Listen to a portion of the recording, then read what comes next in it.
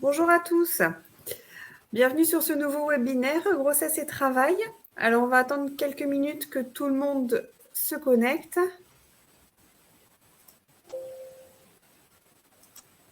Bonjour. Bonjour. Bonjour.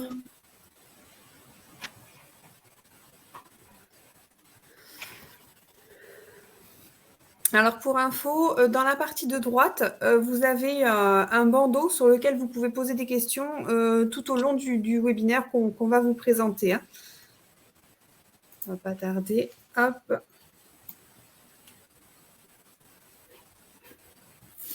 Allez, c'est bon. Donc aujourd'hui, avec mes collègues, on va vous présenter le webinaire Grossesse et Travail. Dans un premier temps, nous présenterons les facteurs des risques professionnels avec les risques physiques, les risques chimiques et les risques biologiques. On parlera aussi du rayonnement ionisant et des champs électromagnétiques, les risques psychosociaux et organisationnels, les métiers à risque, la réglementation, ce qu'il est possible de faire et de mettre en place dans les entreprises et le suivi et le rôle des services de santé au travail dans ce cadre. Donc, je vais laisser la parole aux filles qui vont se présenter et démarrer ce webinaire. De mon côté, je reste dans l'ombre, si je puis dire, et je répondrai à vos questions. Je ferai un appel si besoin. Alors moi, je me présente, je suis Noémie Père, infirmière en santé au travail sur le secteur de Portée et de Muret. Moi, je suis le docteur Charlène Roux. Je termine mes études de médecine du travail. Actuellement, je suis plutôt sur le secteur autour de Muret.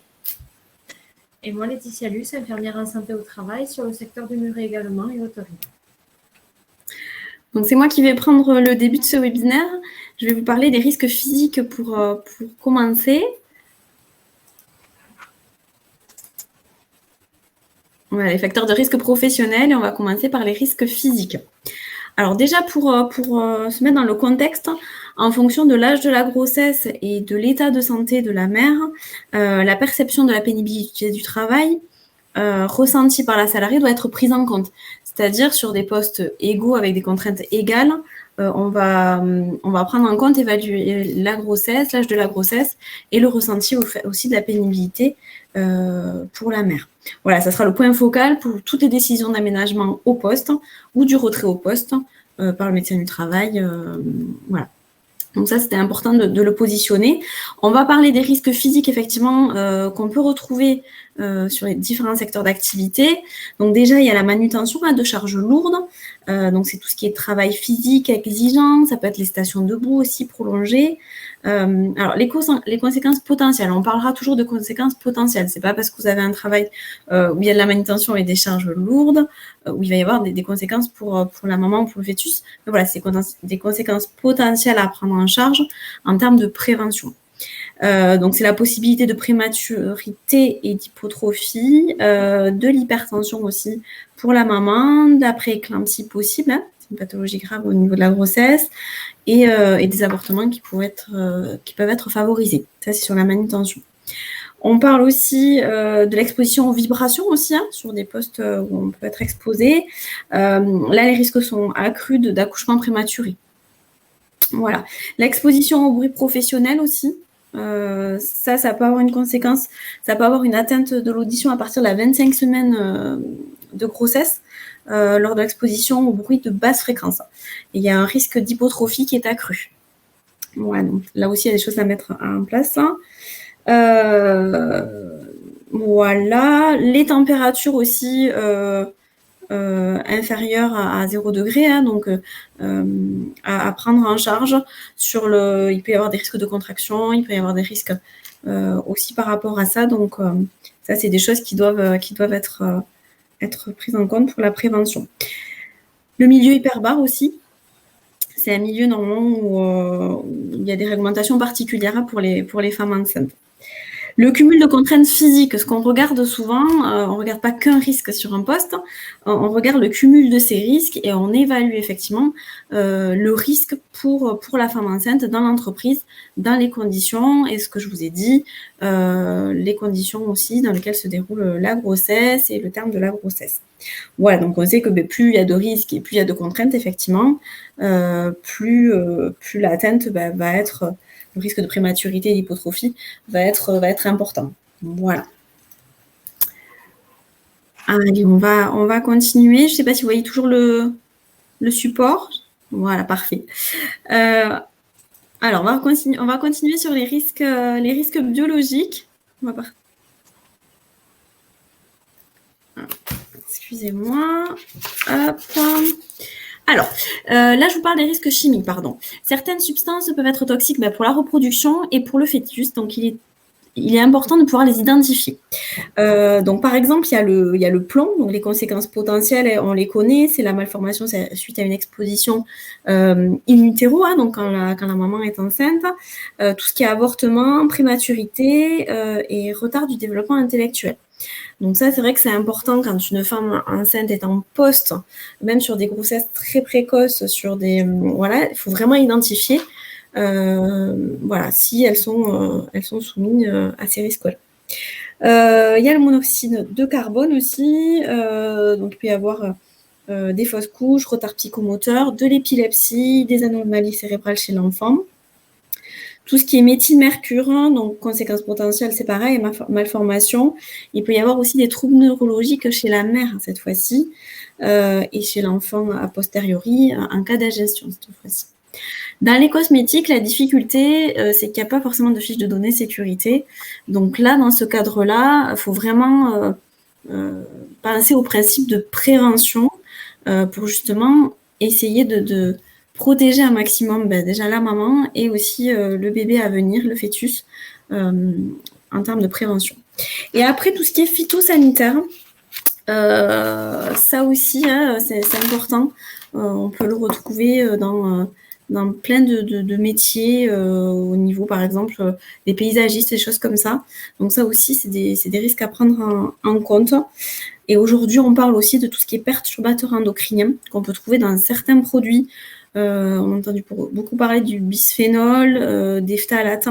Donc ça, voilà, en fonction des postes, en fonction des risques, il est toujours important d'identifier s'il y a un risque chimique pour la mère. Et sur certains postes, c'est intéressant de l'identifier en amont, quand il y a un désir de grossesse. N'hésitez pas à prendre rendez-vous avec votre médecin du travail ou à au moins identifier les risques qu'il peut y avoir, puisqu'on s'aperçoit que ça peut être reprotoxique. Donc, avant la grossesse, il peut y avoir un risque aussi.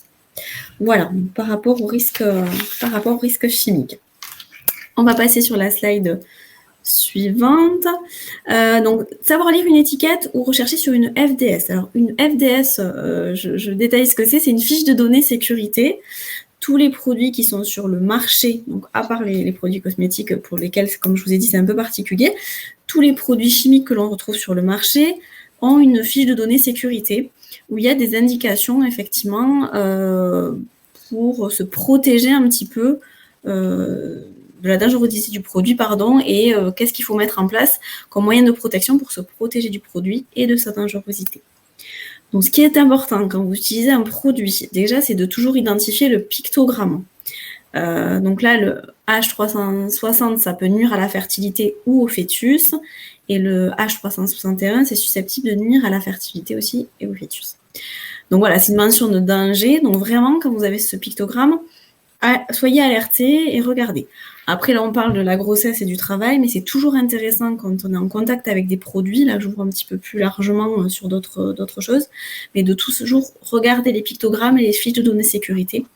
On sait comment se protéger de ces produits, du coup, sur le long terme. Voilà. Allez, on passe sur la slide suivante. Là, je vais vous parler des risques biologiques cette fois-ci. Donc, on vous en a mis quelques-uns. Donc, c'est des maladies interhumaines que l'on connaît tous. La rubéole, la toxoplasmose, le cytomégalovirus, le papillomavirus B19, la varicelle. Et on parle un petit peu moins, c'est les zoonoses. C'est pour les personnes qui sont en contact avec des animaux. Donc, c'est tout ce qui est comme métier, par exemple, les assistantes vétérinaires, voilà, tous ces métiers-là en contact avec les animaux sont soumis, en fait, peuvent attraper des zoonoses. Donc, certains agents infectieux sont susceptibles d'entraîner des formes graves de maladies chez la mère et des conséquences potentielles pour l'embryon ou le fœtus. Donc, voilà, des avortements, des malformations, de la prématurité, des retards de croissance et des conséquences de l'hyperthermie aussi maternelle. Donc, par rapport à ça, c'est comme je vous ai dit tout à l'heure, il est toujours intéressant d'identifier le risque réel pour la mère. Et pour ça, on regarde sa couverture vaccinale. Parce que pour un bon nombre, effectivement, il y a ou une immunité qui s'est faite parce qu'elles ont contracté la maladie, je pense notamment à la varicelle, ou par exemple parce qu'il y a eu une vaccination sur la rubéole, par exemple, le ROR, où les personnes puissent être immunisées. C'est pour ça qu'en début de grossesse, on fait aussi des sérologies pour vérifier la couverture vaccinale et pour pouvoir identifier le risque. Et si le risque est important, effectivement, on retire du poste s'il y a une problématique ou s'il y a un risque particulier. Voilà. Donc, dans ce cadre-là, c'est toujours d'identifier le bénéfice-risque au retrait du poste ou à ce que la personne reste sur le poste. Voilà. On va passer sur la slide suivante. Alors là, sur cette slide, on va vous parler des rayonnements ionisants et des champs électromagnétiques. Donc, par rapport à ça, donc le risque d'exposition, c'est la dose qui va être délivrée au fœtus et du stade de la grossesse. Donc, en fonction de la dose délivrée et du stade de la grossesse, les risques pour le fœtus ne seront pas les mêmes, bien évidemment. Les conséquences potentielles, c'est l'avortement, les malformations, il peut y avoir du retard mental, des retards de croissance et a posteriori des cancers. Alors, par rapport au champ magnétique, moi, je voulais faire un petit point. Les données par rapport aux conséquences potentielles de l'exposition de la femme enceinte au champ électromagnétique sont faibles. Donc, elles porteraient plus sur la prématurité et des petits poids de naissance. Mais voilà, on n'a pas trop d'effet sur les conséquences. En fait, on n'a pas trop de données sur ça. Après, il existe, je vous le mettrai, si vous voulez, dans le chat, dans le lien, une brochure de l'INRS. C'est la ED 4214 sur les champs électromagnétiques, les moyens de prévention, qui explique un petit peu, qui reprend tout ça. C'est quand même quelque chose d'assez spécifique quand il y a un risque effectivement de dépasser les valeurs limites pour les champs électromagnétiques. Souvent, c'est des activités un peu spécifiques quand même, avec des choses particulières.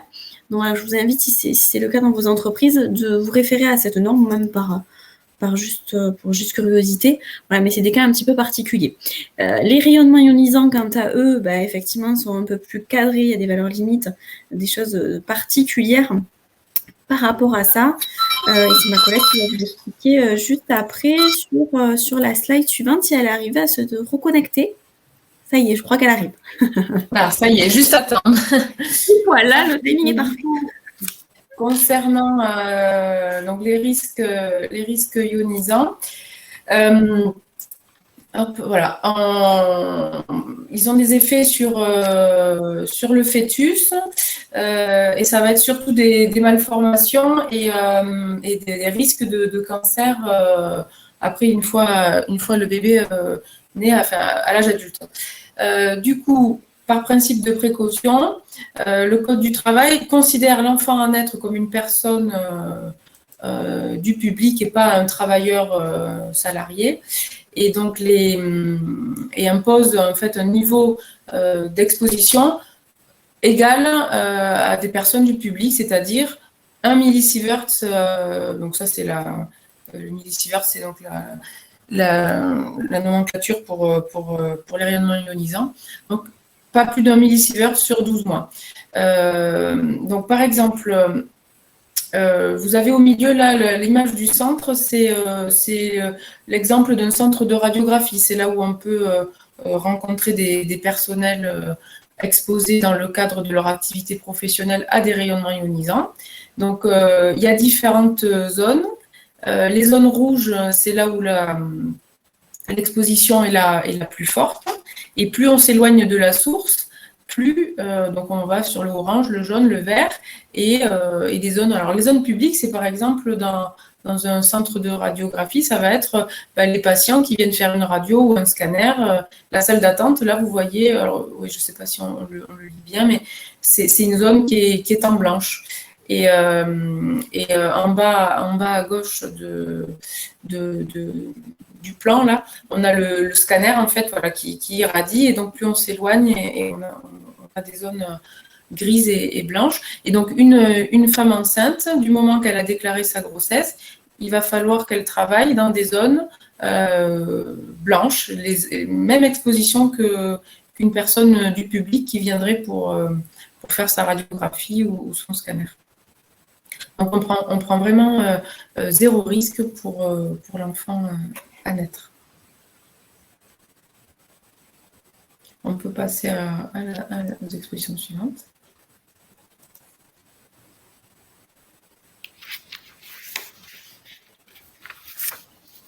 Alors, moi je vais reprendre sur les risques psychosociaux et organisationnels. Donc, même si les données liées à ce facteur restent assez faibles par rapport aux risques psychosociaux et organisationnels que ça peut impacter sur la grossesse et sur les conséquences potentielles, à ce jour, il semble quand même qu'il y ait deux risques qui ressortent. Le stress au travail, les conditions dans lesquelles exerce la femme enceinte et un impact sur la poursuite de sa grossesse et sur les risques qui peuvent survenir. Voilà, et sur le fœtus, bien évidemment. Donc, le stress au travail pourrait être un facteur d'hypertrophie ou d'accouchement avant terme, en fait. Donc, c'est quand même pas anodin. C'est intéressant d'en parler. Voilà, et de le prendre en charge aussi dans les entreprises. C'est toujours intéressant de faire un petit entretien avec une femme enceinte en termes de prévention pour parler un petit peu de son travail, de comment ça se passe et d'identifier s'il peut y avoir des facteurs de risque particuliers et accrus. Des fois, c'est sur des périodes, des choses comme ça, donc c'est intéressant quand même de le prendre en charge. Le travail de nuit aussi. Alors, par rapport au travail de nuit, il y a très peu de données factuelles, c'est pareil, sur les risques potentiels, sur les avortements spontanés, les accouchements prématurés. Mais la femme enceinte, effectivement, peut être retirée du poste de nuit et si jamais, effectivement, elle en ressent le besoin. Donc, il ne faut pas hésiter à en parler à son médecin du travail si jamais, par rapport au travail de nuit, en tout cas. Voilà. On va passer sur la slide suivante. Voilà, là, on a essayé de vous regrouper un petit peu les métiers à risque. On va les lister un petit peu. Donc, c'est tout ce qui est métier de la santé, personnel de laboratoire, bien évidemment, par rapport au risque biologique, on en a parlé tout à l'heure. Les métiers de la petite enfance, de l'enseignement aussi, puisqu'ils sont en contact avec des enfants, donc il peut y avoir des pathologies associées. Tout ce qui est activité agricole, horticole. Donc, ce qu'on a dit aussi par rapport aux zones tout à l'heure sur les gens qui sont en contact, par exemple, avec des animaux. Bon, il y a d'autres pathologies aussi, mais voilà. Tout ce qui est métier de service. Alors, coiffeuse, par rapport, je vous ai parlé tout à l'heure des produits au niveau de l'esthétique. Il y a des produits effectivement chimiques qui sont nocifs au niveau de la santé. Tout ce qui est esthétique aussi, nettoyage, donc restauration. Donc ça aussi, c'est des métiers auxquels on pense un petit peu moins en termes de risques, mais qui ne sont pas anodins et dont il faut parler et prendre en charge. Voilà, et tout ce qui est métier de l'industrie et de l'artisanat aussi. Et comme je vous dis, voilà, tout est à prendre en compte en fonction vraiment de l'entreprise, des risques auxquels sont soumis les femmes enceintes et du stade de la grossesse. Donc cette liste, bien sûr, elle n'est pas exhaustive. Vous avez peut-être dans la tête d'autres postes ou d'autres secteurs d'activité, effectivement, où il peut y avoir un risque sur la grossesse auquel on n'a pas pensé, on n'a pas pu tout lister là sur cette diapo. Mais voilà, si on a un message à vous faire passer, c'est n'hésitez pas à revenir vers votre médecin du travail. Si vous avez des questions en lien avec un poste de travail ou un risque qui puisse impacter sur une femme enceinte, alors ça peut être la femme enceinte qui prend rendez-vous ou aussi son manager ou l'entreprise, justement, pour essayer de la protéger. Le but, effectivement, c'est de faire au mieux sur ces situations-là. Voilà. Donc, je vais prendre la suite sur la partie réglementation, en parlant de tout ce qui est compris dans le Code du travail. Donc, la femme enceinte a un statut de salarié protégé, à commencer par l'embauche. Une femme enceinte ou venant d'accoucher ne peut pas être discriminé à l'embauche. L'employeur ne peut pas prendre en considération l'état de grossesse d'une femme pour refuser son embauche. Il ne peut pas rechercher ou faire rechercher toute information concernant éventuellement un état de grossesse de l'intéressé. Donc, pendant un entretien d'embauche, il ne peut pas poser des questions concernant une éventuelle grossesse actuelle ou à venir. Il y a des dispositions relatives à la protection de la femme enceinte durant le contrat de travail aussi. Donc, bien sûr, ça prend effet à partir du moment où la salariée a déclaré son état de grossesse avec un certificat médical. Donc, elle est protégée de la rupture de contrat de travail pendant la période d'essai et elle est également protégée contre le licenciement durant la grossesse et jusqu'à 10 semaines après son retour de congé maternité. Elle a également des autorisations d'absence pour les examens médicaux qui sont obligatoires dans le cadre de la surveillance de la grossesse, au nombre de 7. Et ces absences ne peuvent pas entraîner une diminution de rémunération. Et après, juste pour préciser aussi, les conjoints également disposent de cette autorisation d'absence pour se rendre à 3 des examens médicaux obligatoires de la grossesse. Et donc, bien sûr, la salariée doit être en mesure de présenter un justificatif à l'employeur lorsqu'elle s'est rendue, elle a été absente pour se rendre à un de ces examens. Elle doit avoir aussi la possibilité de se reposer avec éventuellement la position allongée dans des conditions appropriées au sein de l'entreprise. Et le Code du travail permet aussi 1 heure par jour pour l'allaitement, donc pendant 1 an à compter du jour de la naissance. Donc voilà, les salariés qui souhaitent allaiter disposent d'1 heure par jour sur leurs heures de travail.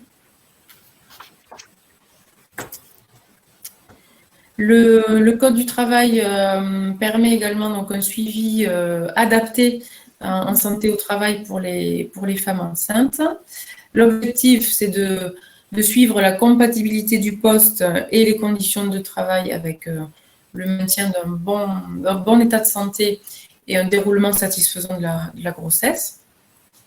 Et donc, cette surveillance adaptée permet aux médecins du travail de proposer éventuellement des aménagements de poste ou un changement temporaire d'affectation en cas de nécessité. À l'issue du congé maternité, une visite de reprise doit être organisée dans les 8 jours qui suivent la date de reprise du travail. Et donc, au niveau également Code du travail, la salariée peut, lorsqu'elle reprend son activité, a le droit à un entretien professionnel avec son employeur consacré à ses perspectives d'évolution professionnelle, notamment en termes de qualification et d'emploi. Concernant les droits au congé, j'ai juste fait ce tableau pour mémoire. On va pas tout dire. La plupart du temps, donc, la salariée qui est enceinte n'a pas d'enfant, donc c'est son premier, ou alors elle a déjà un enfant. Auquel cas, le congé maternité, c'est donc 16 semaines, 6 semaines avant la naissance et 10 semaines après. Si jamais elle a 2 enfants ou plus, on est sur 8 semaines avant l'accouchement et 18 semaines après. Niveau réglementation, parmi tous les risques professionnels qu'on a évoqués tout à l'heure, il y en a certains qui font partie d'une liste de travaux interdits. Et donc, dans cette liste de travaux interdits, on retrouve les agents chimiques donc toxiques pour la reproduction, catégorie, donc ceux qui appartiennent à la catégorie 1A et 1B. Le benzène, le plomb et certains hydrocarbures aromatiques font partie de cette liste également. Pour les risques biologiques, c'est la rubéole et la toxoplasmose qui font partie des travaux interdits. Et bon, à part si la salariée a un statut là, est protégée par son état d'immunité, donc une salariée vaccinée contre la rubéole, par exemple, peut rester sur son poste. Alors là, c'est très précis, niveau manutention. C'est la manutention nécessitant l'usage d'un diable et les engins type marteau-piqueur, en fait, à air comprimé. Et en dernier, dans la liste des travaux interdits, on trouve les rayonnements ionisants également. Avant de passer à la partie prévention, donc j'ai essayé de récapituler tout ce qu'on a dit sous forme d'arbre décisionnel. Donc selon les cas de figure, en fait. Donc avez-vous un projet de grossesse? Si oui, êtes-vous exposé à un risque pour la grossesse, donc, parmi ceux dont on a parlé? Donc, si vous n'êtes pas exposé, ben, vous continuez sur votre poste jusqu'au congé maternité. Ça ne pose pas de souci. Si oui, est-ce que donc, ce risque professionnel est plutôt donc, une exposition interdite, donc la liste des travaux interdits dont j'ai parlé, auquel cas il faut absolument changer de poste, et donc on parle d'affectation temporaire.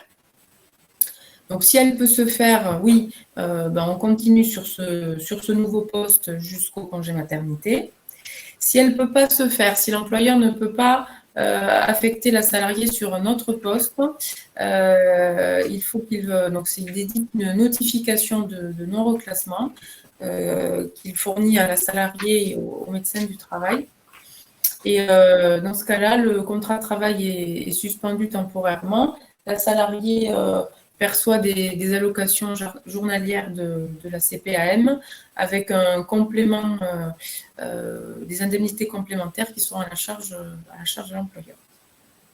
Si ce sont des risques professionnels qui ne font pas partie donc des travaux interdits, donc parmi tous ceux qu'on a évoqués, donc c'est les expositions que j'ai appelées la déconseillées. Alors il vaut mieux qu'il y ait une visite avec le médecin du travail pour pouvoir émettre des restrictions, des aménagements, échanger avec l'employeur, éventuellement faire une étude de poste. Et si du coup on peut avoir un poste aménagé, la salariée poursuit sur ce poste aménagé jusqu'au congé maternité. Même si ce ne sont pas des travaux interdits, elle peut aussi être affectée sur un nouveau poste et donc elle continue sur ce poste jusqu'au congé maternité. Et puis elle peut aussi rester sur son poste malgré que ça fasse partie des risques professionnels pour la grossesse. On parlait tout à l'heure des manutentions ou de la station debout. Des fois, on peut rester en poste avec adaptation ou pas. Et donc, parfois, il y a un arrêt maladie est prescrit sur les dernières semaines, juste avant le congé maternité. Ça, c'est vraiment au cas par cas, en fonction de l'état de santé de la personne, de la femme enceinte.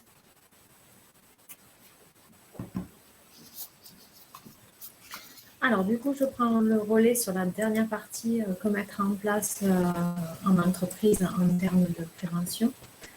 Alors, on va commencer par la prévention primaire, parce que c'est la base de toute la prévention. Donc, elle est primordiale dans l'évaluation des risques, la prise en charge donc, de ces risques professionnels qui sont liés aux situations de travail. Donc, la première étape, c'est l'évaluation des risques professionnels, car dans le cadre de son obligation, l'employeur est tenu de procéder à une évaluation des risques qui sont notés dans le document unique d'évaluation des risques professionnels. Cela permet d'assurer aux salariés une information concernant les risques qui sont liés à leur poste, une fois qu'ils ont été listés, évalués, et notamment sur les risques encourus durant la grossesse et l'allaitement.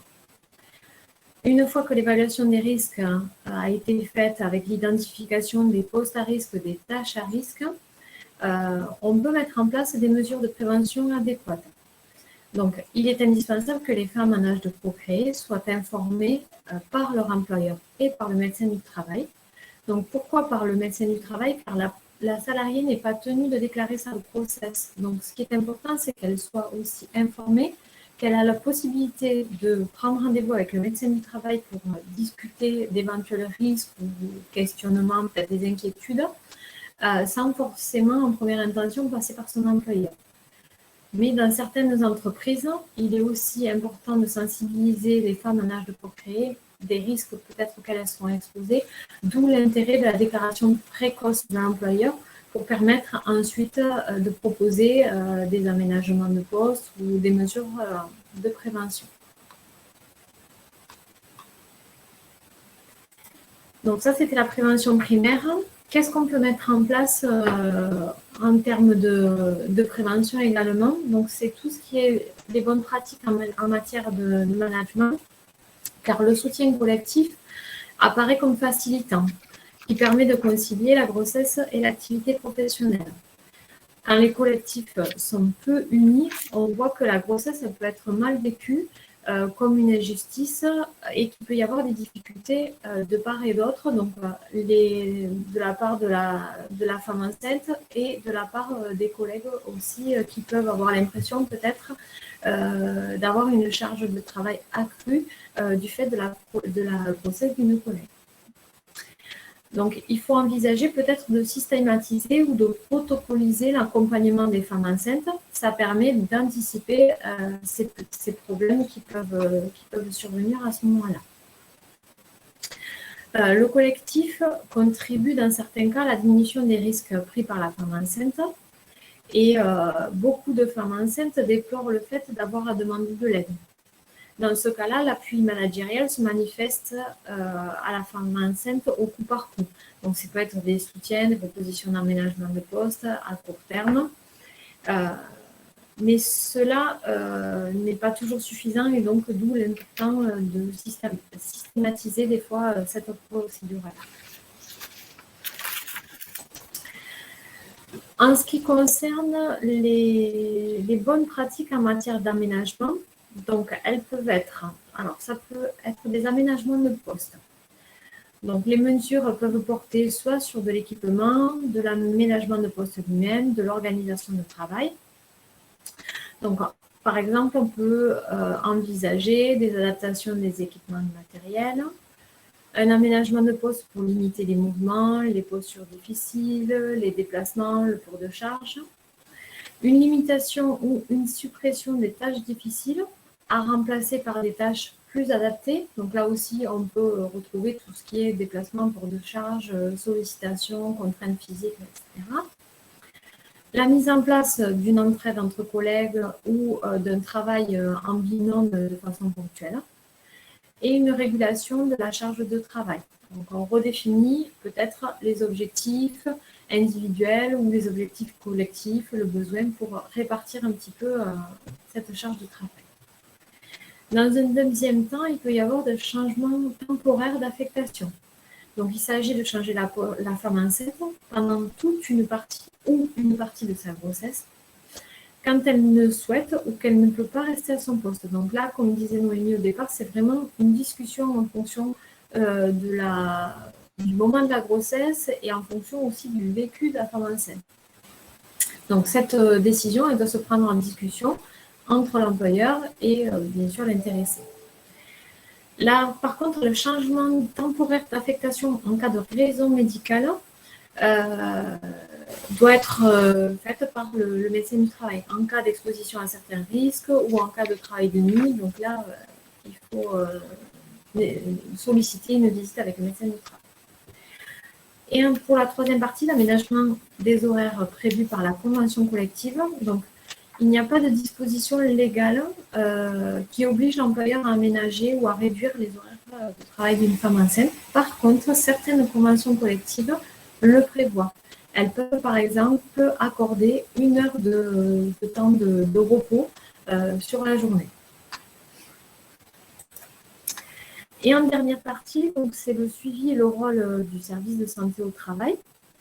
Donc, l'équipe pluridisciplinaire se doit d'informer les salariés Donc, soit les femmes enceintes ou en âge de procréer, des risques professionnels auxquels elles sont susceptibles d'être exposées en fonction du poste de travail.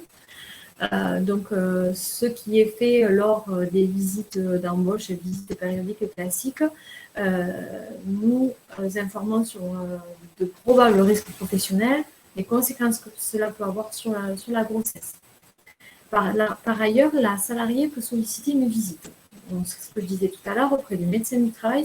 Donc, ça, c'est une visite à la demande du salarié dans le cadre d'un projet de grossesse ou d'une grossesse débutante pour avoir un avis sur la compatibilité de sa grossesse avec une situation de travail. L'employeur peut également demander conseil auprès du médecin du travail. Donc, un médecin, l'employeur peut juste demander un conseil auprès du médecin par mail, par téléphone ou adresser la salariée. Ça, c'est une visite à la demande de l'employeur. Si la salariée a informé l'employeur de sa grossesse, le médecin du travail pourra proposer des mesures individuelles d'adaptation du poste de travail ou des mesures d'aménagement. Et on peut retrouver un suivi médical au service de santé du travail. Donc, on a en amont, c'est ce qu'on voyait tout à l'heure, les rendez-vous lors d'une visite classique ou à la demande du salarié ou à la demande de l'employeur. Pendant la grossesse également. Et après la grossesse, c'est la visite de reprise. Donc, qui doit être faite dès qu'il y a 30 jours d'arrêt de travail et qui doit être sollicitée par l'employeur. Donc là, on a fait un petit peu le tour de la situation grossesse et travail. On vous laisse quelques minutes si jamais vous avez besoin d'éclaircissement, de poser quelques questions.